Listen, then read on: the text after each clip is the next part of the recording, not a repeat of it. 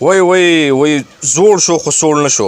متل کېږي وای زوړ شو خو سوړ نه شو جان حبیب ته وایم چې بوډا شوې خو لکه سوړ نه شوې سوړ په دې نه شوې چې جیل تم لاړې کیس کورټې دې مو کړې څو ځله پولیسو راونیوې یم څومره بې عزت هم شوې خو بیا هم د خپل عمل نه خلاریږي بیا هم په لایف کې راځي یاره دا چل داسې دی دا چل داسې دی اوس بیا لګیا دی وایي کومه ښځه چې ګیره شوې وه د هغې ته د بیا حقیقت ښیم ویډیو تر اخره پورې ګورې چې یاره دا ښځه څوک وه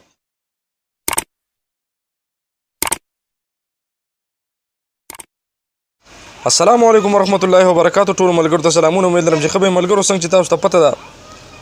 جان حبیب او ایوب خان شیرپاو چې کوم جنګ روانو تقریبا پکې جیل ته لاړ 10 ورځو له 15 ورځو وغیره کیس پکې روانو عدالت ته براتو اوس رها شوی دی اوس بیا پرونو کابرز یو لایو ویډیو چې کوم دی ورکړی و چې یاره لوبه اوس شروع شوه یعنې مطلب دا دی د خبره چې دی دښمنۍ طرف ته اړوي نو دغې بوډا ته مونږ ووایو چې یاره مهرباني وکړه پلیز ستا د دې خبرو نه چې کوم دی څه جوړېږي نه چې یاره مطلب ته به هغه باندې بیا راپاسې چې بیا پسې خبرې کوي چې یاره د ده دا فاونډیشن غلط دی او دا دوکهباز او رباب فاونډیشن او تماچه فاونډیشن او دا مختلف قسمه خبرې ستا شروع دي او نور د هېڅ کار نه زه ورته ووایم خو صرف لږ تنقید به کوې چې یاره دی دا چل دی دا چل دی ستا په وجه باندې خو هغه پوره بدنام هم شو خو بیا هم الله پاک چې چا عزت ورکوي نه موږ به دا ووایو چې یاره هغه چې د څومره غریبانانو مدد کوي څومره غریبانان چې د هغه تر کبله مطلب دی د هغو ژوند ښه روان دی د چا د کور کرایي په هغه باندې ده د چا د ماشومانو پیس په هغه باندې دی د چا د میاشتې راشن په هغه باندې دی مختلف قسمه خبرې د چا جوړه پیزار په هغه باندې دي دا د کم طرف نه راځي خو دغه مسافرونه چې ورکم دی مطلب دا دی د هغو له روپۍ رالیږي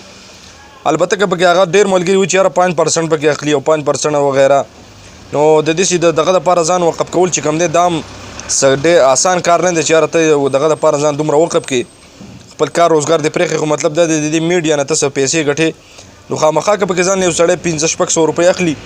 نو دغه بالکل جیزه ده ځکه چې وخت خرابوي یو ځای ته تللی تاڼې ته تللی د چا کور ته تللی چا له ټیکټ ورکړی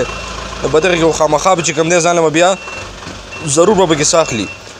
د ویډیو مقصد مې دغه جان حبیب ته زما د پیغام چې کوم دی ور ورسوئ او دا مې پکې انشاءالله واته ځای ټیک کړی دی انشاء کې امید دی چې یاره دا ویډیو به دی ګوریم چې یاره مهرباني وکړه ښه په ارام باندې کښېنه په لاهور کې کوم دی د څه ډیپټي چې ته کوې په هغه ډیپټي کوه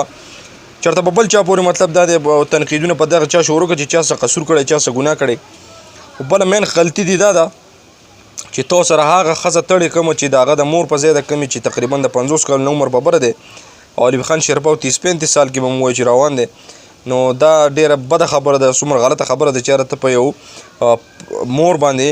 په یو خور باندې ته دومره غټ الزام لګوې چې یاره هغه ستا سره په دفتر کې مطلب دی نیشو ده دا خو شکر په دې ټایم باندې ده چې دا ته د ځوانه جینۍ نه ده الله پاک چې دې پردې ساتي نو هم دغه ځکه که چېرته دا ځوانه جینۍ وي نو بیا خو به تا لمنډه چې د شور شرابه جوړه کړې وه چې بس دا جینۍ یوازې وه کیمرامین د ده په واشروم کې یا په باتروم کې وغیره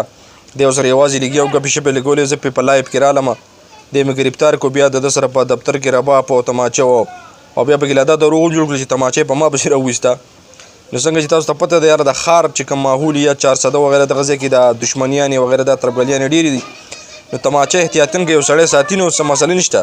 نور که زه ووایم چې ما سره مې یو تماچه پرته ده نو دا زه به څه کوم چې یاره څوک به پیولم یا به یې په چا پسې راخلم خو هر سړی د خپل احتیاط دپاره یو ساتي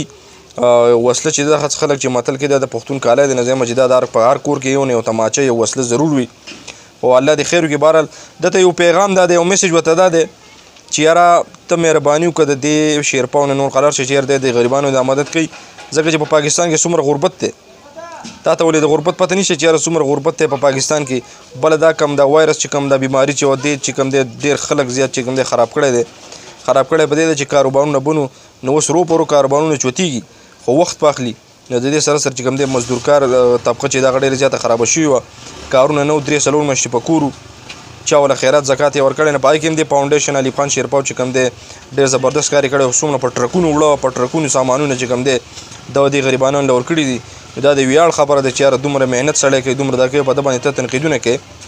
البته یو مخامخ چا څه لیدلي نه نو په ده باندې تنقید کول نه دي پکار او اول خبر دا ده چې یاره ستاسو روغه کول پکار دي چې یاره تاسو روغه وکئ د دې قصو نه څه نه جوړېږي چې یاره دا د میډیا جنګ دی چې زه په لایف کې راشم دا چل داسې شو ما ته یو ملګري ثبوت راولېږو یا ما ته دا چلو شو نو پکار دا دی چې یاره ته د نه لږ په ارام کښېنې چې یاره د غریبانو مدد وکړي